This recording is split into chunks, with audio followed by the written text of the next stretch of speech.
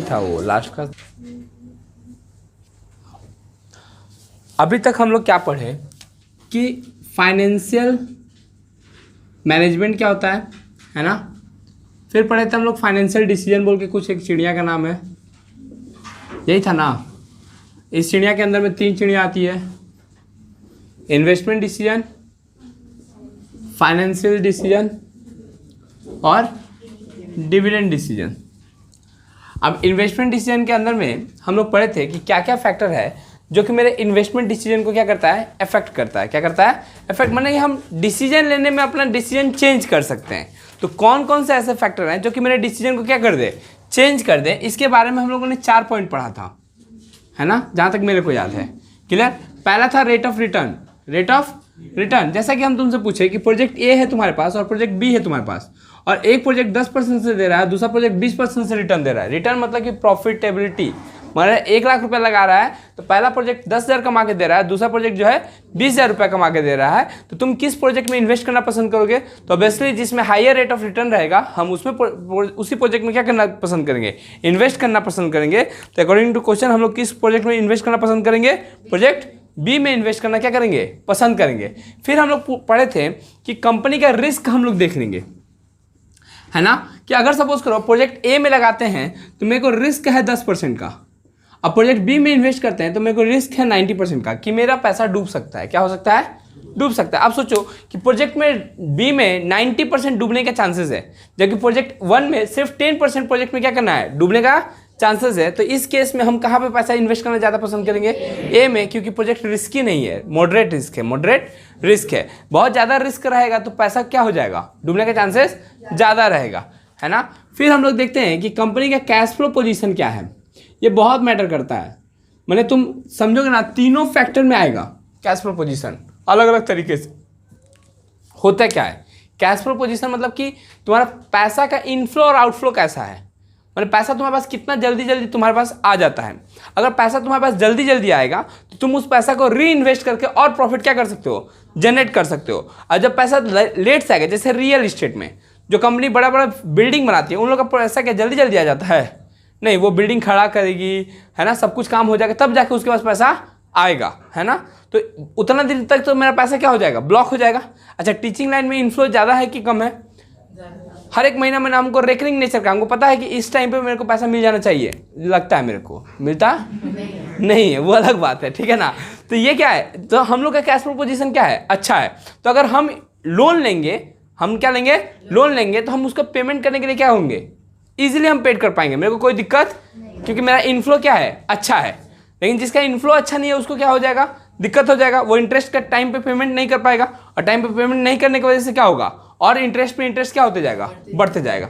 छोड़ो, यहाँ पे तो हम लोग इन्वेस्टमेंट के बारे में बात कर रहे थे। किसके बारे में बात कर रहे थे? इन्वेस्टमेंट। तो अगर जिस प्रोजेक्ट से मेरे का कैश फ्लो प्रोजेक्ट, तुमको 2 चीज़ दिया जाए कि रियल एस्टेट में लगाओ पैसा या फिर टीचिंग में लगाओ, तो कहाँ लगाना पसंद करोगे? टीचिंग में, क्योंकि इसका कैश फ्लो पोजीशन क्या है, अच्छा है, रेदर देन रियल एस्टेट का कैश फ्लो पोजीशन क्या है, खराब है। वो सब बड़े बड़े ठेकेदार लोग करता है, जिसका बहुत सारा क्या है, पैसा है ना। तो कैश फ्लो पोजीशन हम बताए थे तुमको कि प्रोजेक्ट ए है, प्रोजेक्ट बी है। प्रोजेक्ट ए में 5 लाख करके हर एक साल इन्वेस्टमेंट आ रहा है ना, रिटर्न आ रहा है। हम पैसा लगाए हैं तो 20 लाख इसमें भी रिटर्न आ रहा है, 20 लाख इसमें भी रिटर्न आ रहा है। लेकिन इसमें 5-5 लाख करके 4 साल में आ रहा है, और इसमें एक ही बार लास्ट में आ रहा है कितना लाख रुपया, मतलब पहला 3 साल कुछ भी नहीं आया, चौथा साल में कितना आ गया, 20 लाख। तो कहाँ पैसा इन्वेस्ट करना पसंद करेंगे? ए में, क्योंकि इसका कैश फ्लो पोजीशन क्या है, अच्छा है। टाइम टू टाइम पैसा आते रहता है ना, तो मन लगता है किसी भी चीज़ में, किसी भी, है ना रंजना? नहीं, हम मैंने बोल रहे हैं, तुम अपने में ले क्यों रही हो? नहीं देती हो तभी ना। एक ना बहुत सारा लोग ना अपने अपने तरीके से इन्वेस्ट करता है। एक होता है इन्वेस्टमेंट क्राइटेरिया।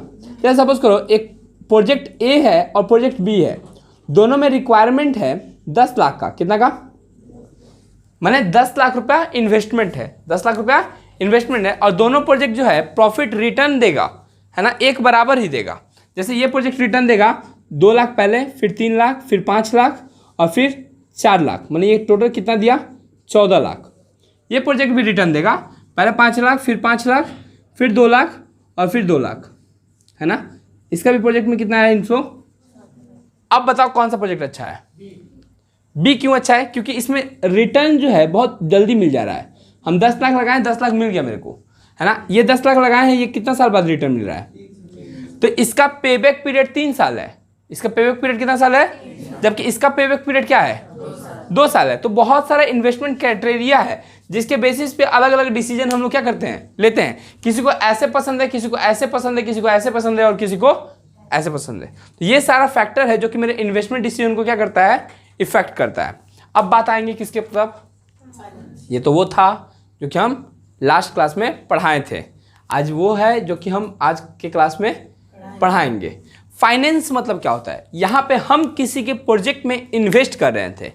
अब यहाँ पे हमको प्रोजेक्ट में इन्वेस्ट करने के लिए क्या चाहिए? तो जुगाड़ तो करना पड़ेगा ना। अब जुगाड़ करने का 2 ही सोर्स है, या तो हम अपना जमा पूंजी जमा कर दें, ऑनर्स फंड, और या तो हम बोरोड फंड ले लें, या तो मार्केट से उधार ले लें, या फिर अपना पैसा लगा दें। अब देखो यहाँ पे बात आता है कि कॉस्ट ऑफ कैपिटल किसका है सस्ता। कॉस्ट ऑफ कैपिटल क्या है, किसका सस्ता है? मतलब कॉस्ट ऑफ कैपिटल मतलब ऐसा समझो कि हम प्रोजेक्ट से रिटर्न पा रहे हैं 20% और हमको किसी को देना पड़ रहा है 5%, तो मेरा प्रॉफिट क्या होगा? 15% होगा, है ना। हम प्रॉफिट मतलब हमको इस बिजनेस से अर्न हो रहा है कितना परसेंट से? इस प्रोजेक्ट में इन्वेस्ट किए तो 20% से कमा रहे हैं। हम किसी को 5% से इंटरेस्ट पे लिए हैं लोन, पैसा लिए हैं किससे? किसी से 5% इंटरेस्ट पे, तो 15% का तो पॉकेट में आ रहा है ना मेरे। क्या हो रहा है? 20% कमाए, 5% इसको दिए, पॉकेट पर में कितना आ गया? 15%। तो डिपेंड करता है कि मेरा रेट ऑफ मैंने उसको रेट नहीं बोल सकते, इसको बोलते हैं कॉस्ट ऑफ कैपिटल। क्या बोलते हैं? तो कॉस्ट ऑफ कैपिटल ना ऑनर फंड का हायर होता है और बोरोड फंड का, और इससे भी लोएस्ट कौन सा होता है? सबसे सस्ता होता है रिटेन अर्निंग। कौन सा अर्निंग? ये क्या होता है? जैसे मानो कि तुम लोग से फीस लिए, है ना, और जो खर्चा हुआ खर्चा किए, जो बच गया वो मेरा क्या हो गया? प्रॉफिट हो गया। उस प्रॉफिट को 2 मेरे पास ऑप्शन है, या तो हम खा पी के खत्म कर दें, या फिर उस पैसा को वापस से री इन्वेस्ट। अच्छा, ये पैसा अगर प्रॉफिट को वापस से बिजनेस में री इन्वेस्ट करेंगे तो हमको किसी को इंटरेस्ट देना पड़ेगा क्या? ऑनर को भी पैसा देने का जरूरत नहीं पड़ेगा। मैंने मेरा इन्वेस्टमेंट का कॉस्ट ऑफ कैपिटल 0% है, मेरे को रिटर्न किसी को देने की जरूरत नहीं, और वहां से उस प्रोजेक्ट से कमाएंगे कितना? 20%। तो गोटा 20% किसके हाथ में हो जाएगा? मेरे हाथ में, है ना। मानो ऑनर्स फंड सबसे हाईएस्ट होता है, मानो ये 15% से रिटर्न लेगा, क्योंकि जो भी बचा कुचा है वो किसका हो जाता है? ऑनर का। जैसे मानो कि मेरा प्रोजेक्ट कमा रहा है 20% से, बोले थे ना, कितना परसेंट से कमा रहा था, और बोरोड लोन लिया हम कितना परसेंट से? 5% से। बचा कितना परसेंट? तो 15% किसको दे देंगे? ऑनर को। ऑब्वियसली ऑनर पैसा लगाया है, बिजनेस चला रहा है, तो पूरा का पूरा पैसा किसका हो जाएगा? तो इसका कॉस्ट ऑफ कैपिटल क्या है? ज़्यादा है, और इसका कॉस्ट ऑफ कम है। अच्छा, दूसरा होता है return on investment. Return on investment, या फिर तुम बोल सकते हो ऑपरेटिंग कॉस्ट। कौन सा कॉस्ट? ये क्या है? जैसे मानो कि अगर हम 100 रुपया लगाएं तो मेरे को कितना रिटर्न मिल रहा है ना। मानो कि अगर 100 रुपये में 20 रुपया रिटर्न मिल रहा है, कितना रुपये रिटर्न मिल रहा है? मतलब खर्चा कितना हो जा रहा है? 80 रुपया कॉस्ट लग जा रहा है। मतलब हम बेचे हैं 100 का सामान, हमको प्रॉफिट हुआ है 20 रुपया। प्रॉफिट कितना हुआ है? तो कितना का खर्चा लग गया है? 80 रुपया। तो यहाँ पे परसेंटेज ऑफ प्रॉफिट क्या है? 20%। अगर मानो कि ऑपरेटिंग कॉस्ट हायर रहेगा, ऑपरेटिंग कॉस्ट क्या रहेगा? हायर रहेगा। माने यहाँ पे मानो इस सवाल में, जैसे इससे पहले वाले में ऑपरेटिंग कॉस्ट कितना माने थे हम? 80 माने थे, तभी तो प्रॉफिट हुआ था कितना? 20। अगर मेरा ऑपरेटिंग कॉस्ट 95% होता, कितना परसेंट होता? हम प्रॉफिट कमाते तब कितना? 5%, और हमको इंटरेस्ट देना पड़ता कितना? तो ओला मिलता किसको? हाँ, ऑनर को कुछ मिलता क्या? ऑनर के फंड में कुछ भी नहीं आता। बताते हैं, थोड़ा सा कॉम्प्लिकेटेड हो रहा है। जैसे मानो सेल किए, क्या किए? सेल से लेस करते हैं ऑपरेटिंग कॉस्ट। क्या लेस करते हैं? तो आता है मेरा ऑपरेटिंग प्रॉफिट। चलेगा? 2 है, मानो ये 10 लाख, ये भी 10 लाख, है ना। ऑपरेटिंग कॉस्ट इसमें लगा 9 लाख, और इसमें ऑपरेटिंग कॉस्ट लगा तुम्हारा मानो 8 लाख। तो प्रॉफिट अर्न किया, ये अर्न किया 1 लाख, और ये अर्न किया 2 लाख। मतलब ये कमा रहा है 10% से, ये कमा रहा है 20% से। अब मार्केट में इंटरेस्ट का रेट चल रहा है 12%। कितना चल रहा है? मतलब हम लोन लेंगे तो कितना परसेंट से मिलेगा मार्केट में? 12% से। अगर 12% से लोन मिलेगा तो केस 1 में हमको प्रॉफिट हो रहा है कितना परसेंट से? और हमको 12% का क्या दे देना पड़ेगा? तो हम लोन लेंगे क्या? तब तो हम घाटे में हो जाएंगे, क्योंकि 2% कहाँ से लगाना पड़ेगा? अपने पॉकेट से लगाना पड़ेगा, है ना। तो अगर ऑपरेटिंग प्रॉफिट कम है, या फिर ऐसा बोलो कि अगर ऑपरेटिंग प्रॉफिट कम है, इट मीन्स कि ऑपरेटिंग कॉस्ट क्या है? ज़्यादा है, तभी तो ऑपरेटिंग प्रॉफिट क्या है? कम है। तो ऑपरेटिंग प्रॉफिट कम है, ऑपरेटिंग प्रॉफिट कम है, तो यहाँ पे मेरे पॉकेट से पैसा जाएगा। तो इस केस में जहाँ पे ऑपरेटिंग प्रॉफिट का क्या है? कम है, वहाँ पे हम ऑनर फंड पैसा उठाएंगे। कहाँ से पैसा लेंगे? मालिक पैसा लगाएगा। कौन पैसा लगाएगा? मालिक। और जहाँ पे ऑपरेटिंग कॉस्ट कम है और प्रॉफिट क्या है? ज़्यादा है, तो यहाँ पे हम लोग कहाँ से पैसा लेंगे? पैसा रहेगा बैंक का। पैसा रहेगा किसका? बैंक का। पैसा से हम लोग कमाएंगे कितना परसेंट? इंटरेस्ट देंगे कितना परसेंट? तो मेरे पास फोकट में बच जाएगा कितना परसेंट? तो यहाँ तब हम कब बॉरोड फंड की तरफ जाएंगे? जब ऑपरेटिंग कॉस्ट कम रहेगा तब हम लोग किसके तरफ जाएंगे? बॉरोड फंड की तरफ जाएंगे। और जब ऑपरेटिंग कॉस्ट ज़्यादा रहेगा तो हम लोग किसके तरफ जाएंगे? ऑनर्स फंड की तरफ। समझ में आया कुछ? अच्छा, एक वर्ड आता है कैश फ्लो पोजीशन। बोले नहीं, सब में आएगा कैश फ्लो। अब देखना है कि मेरा कंपनी का, ऑर्गेनाइजेशन का कैश फ्लो पोजीशन कैसा है। जैसे interest is a compulsory payment. Interest क्या है? कंपल्सरी पेमेंट है, उसको करना ही पड़ेगा, है ना, करना ही पड़ेगा। तो अगर करना ही पड़ेगा तो एट दैट केस में क्या हो जाएगा? इंटरेस्ट अगर हमको कंपल्सरी पेड करना पड़ेगा तो मेरे को तो एक फिक्स अमाउंट हर एक महीना क्या चाहिए? महीना में चाहिए ना। जैसे मानो कि मेरे को रूम रेंट पेड करना पड़ता है। क्या पेड करना पड़ता है? तो जब रूम रेंट पेड करना होता है तो मेरे ऊपर प्रेशर क्या हो जाता है? बढ़ जाता है। हम बार बार आकर तुम लोग से क्या करते हैं? बोले फीस पेड करो, फीस पेड। एक बार रूम रेंट पेड कर देते हैं तो मेरा माथा का टेंशन क्या हो जाता है? कम हो जाता है कि भाई चलो अब जो पैसा आएगा वो मेरे पॉकेट में जाएगा। लेकिन रेंट जब तक नहीं दिए रहते मेरे ऊपर प्रेशर क्या होता है? बढ़ता है। तो अगर मेरा कैश फ्लो पोजीशन खराब है, कैश फ्लो पोजीशन क्या है? खराब है, तो हम लोन का इंटरेस्ट पेड टाइम पे नहीं कर पाएंगे। और टाइम पे इंटरेस्ट पेड नहीं कर पाएंगे तो इंटरेस्ट के ऊपर भी इंटरेस्ट लगने लगेगा। बैंक तो ऐसे ही लेता है ना कि लोन के ऊपर भी इंटरेस्ट दो, और इंटरेस्ट नहीं दे पा रहे तो लोन पे तो फिर से दो, इंटरेस्ट पे भी इंटरेस्ट पेड करो। तो मेरा लोन का अमाउंट क्या होते जाएगा? बढ़ते जाएगा। कब? तो ऐसा कब होगा? जब मेरा कैश फ्लो पोजीशन खराब होगा। तो जब मेरा कैश फ्लो पोजीशन खराब है तो हमेशा हम किसके तरफ जाएंगे? ऑनर्स फंड की तरफ, क्योंकि ऑनर्स कंपल्सरी पेमेंट नहीं मांगता है। लेकिन लोन क्या है? लोन पे इंटरेस्ट देना कंपल्सरी पेमेंट है, हमको पेमेंट करना ही पड़ेगा। तो पोजीशन अच्छा है तो हम लोग लोन लेंगे। अब पोजीशन किस चीज़ का पोजीशन खराब है? कैश फ्लो का पोजीशन खराब है तो हम किसकी तरफ मुंह देखेंगे? ऑनर की तरफ। कैश फ्लो पोजीशन अच्छा है तो किसकी तरफ जाएंगे? चलेगा यहाँ तक? ओके। और क्या हो सकता है तुम लोग का बताओ? एक वर्ड आता है फ्लोटिंग कॉस्ट। क्या आता है? फ्लोटिंग कॉस्ट क्या होता है? जैसे मानो कि शेयर इशू कर रहे हैं, शेयर इशू कर रहे हैं तो मेरा क्या खर्चा पड़ रहा है ना। जैसे मानो कि एक शेयर इशू कर रहे हैं 100 का, कितना का? 100 का। और एक डिवेंचर इशू कर रहे हैं 100 का।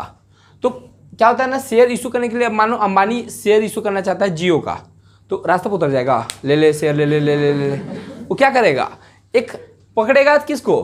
ब्रोकर को, एजेंट को, है ना। अंडरराइटिंग कमीशन उसको बोला जाता है। जो मेरा शेयर लेके मार्केट में क्या करेगा? बेचेगा। उसको कंपलसरी है कि इतना शेयर है उसको तुमको बेचना ही है, अगर नहीं बेचा है तो तुम खरीदेगा। उसके बदले में हम क्या देंगे तुमको? कमीशन देंगे। क्या देंगे? कमीशन देंगे, ब्रोकरेज देंगे। तो मानो ब्रोकरेज ले लेता है 5 रुपया, 100 का चीज, है ना। मार्केट से बोले कि फंड इकट्ठा करना है, हमको पैसा की जरूरत है, तो हमको चाहिए है कितना का चीज? 100 का। कमीशन कितना देगा? तो मेरे हाथ में कितना देगा? 95, है ना। और जबकि फ्लोटिंग कॉस्ट लोन के केस में नहीं होता है।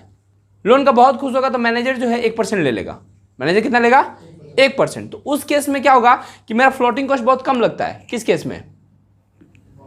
बॉरोड फंड के केस में मेरा क्या बोलते हैं, फ्लोटिंग कॉस्ट क्या लगता है? बहुत कम लगता है। तो इस केस में हमको पैसा क्या लगेगा? मिलेगा ज़्यादा मिलेगा। मतलब तब हम कहाँ से पैसा उठाना पसंद करेंगे? बॉरोड फंड से ना, क्योंकि यहाँ पे ब्रोकरेज या फिर फ्लोटिंग कॉस्ट बहुत कम होता है। कहाँ पे? बॉरोड फंड में। फ्लोटिंग कॉस्ट में फ्लोटिंग कॉस्ट बोल रहे हैं। ऑनर फंड में फ्लोटिंग कॉस्ट क्या होता है? ज़्यादा होता है। तो हम लोग यहाँ से पैसा लेना पसंद नहीं करेंगे, है ना। एक वर्ड आता है, एक पॉइंट आता है, स्टेट ऑफ कैपिटल मार्केट। कौन सा मार्केट? माने कैपिटल मार्केट का क्या होता है पहले तो तुमको यही नहीं पता है।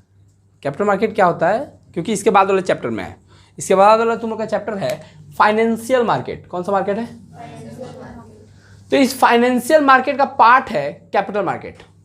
फाइनेंशियल मार्केट मतलब नाम से ही पता चल रहा है ये मार्केट तो है, बाजार तो है, लेकिन किस चीज़ का? पैसों का। किसका?